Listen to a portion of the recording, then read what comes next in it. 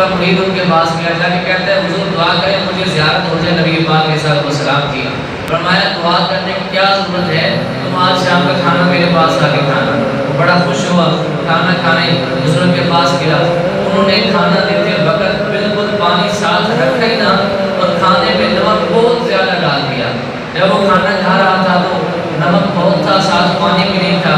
اب اس کی شیشی تو منہ سے نکل رہی تھی، لیکن بزرگ کی ادب میں خاموش رہا اور یہ سوچا کہ میں برداشت کر لیتا ہوں، اس کے بدلے سرکار کی زیارت ہو جائے گی۔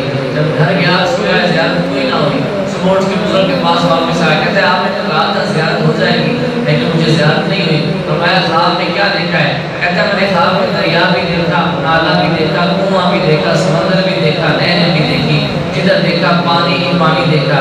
فرمایا تم نے سوچا نہیں پانی کیوں نہیں کھائے؟ کہا نہیں، آپ نے فرمایا کہ جب کھانا کھا رہا تھا نمک زیادہ تھا، پانی میں نے نہیں تھا دیا، تو تیرے اندر اتنی پیاس تھی، رات کو جا کے سویا تو خواب میں پانی ہی پانی دیکھتا رہا، اپنے اندر اتنی پیاس نبی علیہ السلام کے دیدار کی بھی پیدا کر